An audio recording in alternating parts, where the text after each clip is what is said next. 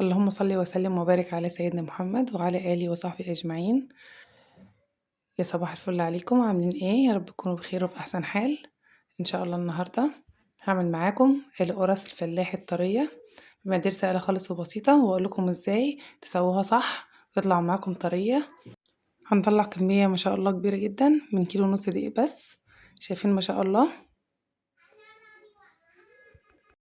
طرية طرية، يعني مفيش كلام.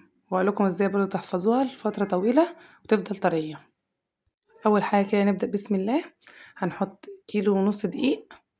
انا بعمل كيلو ونص على حسب العجان بتاعي، وبرضه ما بحبش اكتر في الكميه وكده عشان انا بعمل بقى وعيالي بيبقوا جنبي وكده، مش ما تغلبش فيهم يعني. فانت عاوزه تزودي الكميه زودي. انا بحط كيلو دقيق. هقول لكم معيار الكيلو بس. هحط كيلو دقيق عليه كوبايه سمنه على زيت، وعليه معلقه صغيره ملح، ومعلقه صغيره بيكنج باودر، ومعلقه كبيره خميره، ومعلقتين سكر كبار. بس عاوزة تحطي معلقة خل حطي. تمام. انا اول حاجة كده هعملها بعد ما ادخل الدقيق ان انا هحط الخميرة بتاعتي في شوية مية، ان انا اختبرهم عشان اتأكد ان الخميرة بتاعتي شغالة، ما تكونش مثلا منتهية الصلاحية او كده، عشان ابقى مطمنة يعني. واغطيهم في كده في جنب على ما اروح احمص السمسم. انت مش عاوزة تحطي سمسم براحتك، بس طبعا السمسم بيخلي القرص لذيذة. انا بحب ان انا اجيب السمسم يكون ابيض، وبحفظه عندي في التلاجة، وما عاوز مثلا استخدمه بطلع احمص قد ما انا محتاج. يعني دول مثلا 3 معالق للكيلو ونص. وبحط برضو حبة البركة، لو انتوا مش عاوزين تحطوها ما تحطوش. طبعا وانت بتحمصي السمسم ايدك فيه على طول على نار هادية، علشان ما يتحرقش منك. تقليب تقليب تقليب كتير لحد ما تلاقي اللون بتاع السمسم بقى ذهبي كده وجميل. واول على فكره ما يتحمص معاكي اقلبيه على طول على الدقيق وقلبيه، لكن ما تسيبيش في الطاسه علشان ما يسخنش على بعضه. وحتى لو النار مش قايده، الطاسه بتبقى سخنه ممكن تلسعهولك. حطيته بقى عندي على الدقيق اهو، تقلبه قلبه كده. واروح بقى احط معلقتين حبه بركه كده. مش عاوزه تحطيه ما تحطيش. انا هستخدم النهارده ان شاء الله العجان. انت ما عندكيش عجان عجينه على ايدك عادي، مش هتفرق يعني. اول حاجه كده هعملها ان انا احط كوبايه ونص سمنه على زيت، علشان ابسهم كويس كده مع الدقيق. واخلي الكف اللي هو بتاع العجان ده يخلي السمنه والدقيق يمتزجوا كويس مع بعض في دقيقتين بس كده. بعد كده بقى هبدا ان انا احط عليه اللبن الرايب او الزبادي او لبن عادي. وبتحطي بقى الخميره. شايفين ما شاء الله كانت ارتفعت خالص لفوق، ده معناه ان الخميره ما شاء الله ناجحه. انتي بقى عاوزة تعجني بتحطي لبن عليه معلقة خل. لو انت عاوزة ما عندكيش يعني لبن رايب، انا كان عندي لبن قاطع مش رايب كمان. فانا قمت قايله انا هستخدمه بقى واعجن بيه وكده، يعني نستغل الفرصة بدل ما نرميه وكده. اول ما قلبت قلبتين كده وحسيت ان الحاجات امتزجت مع بعضها كده وخلاص هيبقى تقيل في العجين، رحت شايله الكف وحاطه اللي هو الاداة الحلزونية ديت علشان اعجن بيها. بفضل بقى مشغله عليها العجان. اول ما بتشغلي العجان بتشغليه على درجة 3، وبعد كده بتبدأي واحدة واحدة تقللي الدرجة لحد ما توصلي لواحد تاني أو صفر. تمام. أنا كده قلبته اهو ما شاء الله، وهو عمال يشتغل مع بعضه. أول ما أحس إن المكونات دخلت في بعضها كده، هبدأ بقى إن أنا هدي الدرجة خليها توصل ل2، واحدة واحدة توصل ل1. تمام. كل العجينة اهوت ممتزج مع بعضه كويس خالص اهو ما شاء الله وناعم اهو. بس أنا برضو بحب إن هو يبقى مدملك كده كله في بعضه ومعجون كويس. فبخليه على درجة 1 مثلا 5 دقايق كمان. يعني كده خدت 5 في الاول وخمسة في اللي هو في النص وخمسة في الاخر. شايفين اهو. هفضل بقى كده 5 دقايق على الدرجة اللي هي 1 ديت، لحد ما احس ان العجينة كلها ما شاء الله كلها ربة عرق كده حلو، عشان ما تبقاش مثلا مفرولة. تيجي تمسكي بقى القرصة تلاقيها من جوه معجونة عجنة تمام كده، وكلها داخلة في بعضها او كده يعني، مخدومة في العجين يعني من الاخر. طبعا زي ما قلت لكم، اللي ما عندوش عجان يعجن على ايده. مش هتاخد برضو وقت كتير ولا حاجة، بس انت برضو اخدمي العجين بتاعك عجنيه كويس بحيث ان هو كله يمتزج في بعضه. عاوزاكم كده تصلوا على النبي يا جماعه، وتحطوا لي كومنتات تحت الفيديو لو سمحتوا. حطوا لايك لايك لايك يا جماعه لو سمحتوا للفيديو، علشان اللايك والله بيفيدني. انا كده يعتبر خلصت.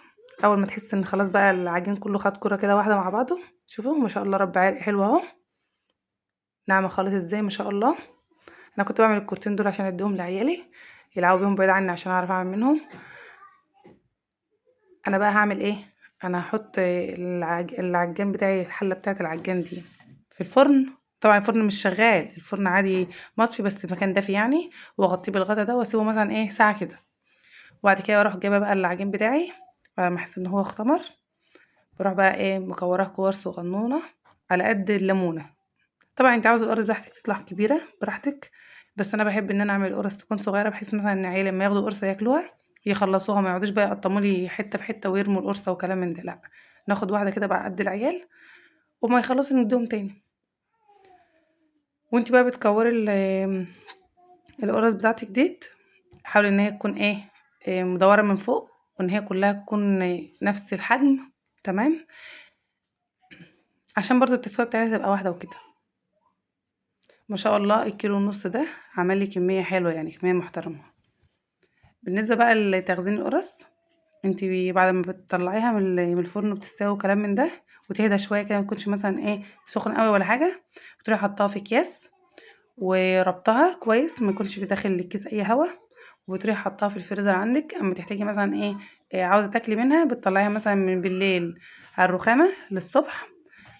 بس طبعا وانتي مطلعاها من بالليل على الرخامه على الصبح بتكوني مطلعاها في فوطه، ما تسيبهاش في الكيس عشان ممكن الكيس يكون عامل في البخار والبخار ده يطلع ميه على القرص وتعجن منك. لا، انت تروحي فاتحه الكيس ومطلعه القرص حطها على فوطه بتاع المطبخ يعني ومغطيها بفوطه تانية، وتصحي الصبح تلاقيها عادي كأنك انت لسه خابزاها. انا كنت خلصت الكميه كلها اهي، هبدأ بقى ان انا ابطط بقى القرص بتاعتي، واحاول ان هي تكون كلها مدوره، الاتجاه بتاعها كله مدور يعني ما يكونش مثلا حته كده وحته كده مش مظبوطه، لا حاولي تسويها كويس. شايفين السمك بتاعها متبقاش تخينه قوي ولا رفيعه قوي، لاحظوا ان انتوا لسه هتسيبوها تخمر كمان شويه.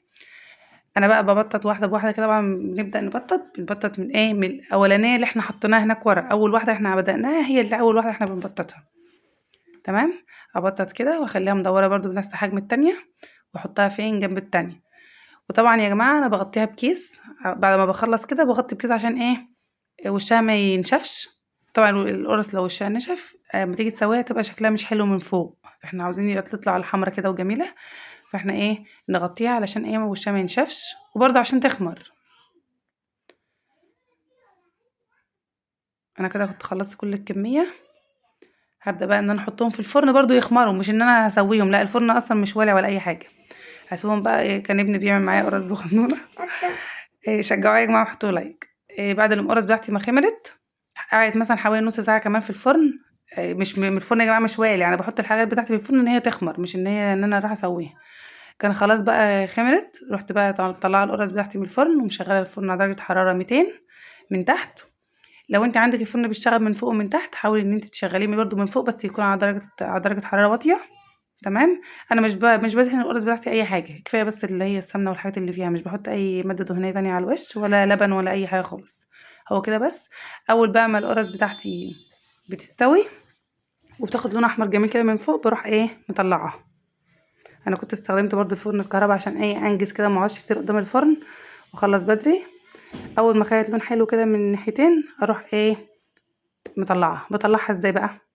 بطلعها في طبق بلاستيك عادي او اي حل عندك يعني، بس بغطيها بكيس كيس من اللي انا كنت بغطي بيه العجين ده وفوقه فوطه علشان تفضل طريه. في ناس بترش ميه بسكر ببخاخ بس انا مش بعمل كده برضه، هي بتطلع طريه معايا من غير انا ما اعمل الخطوه دي.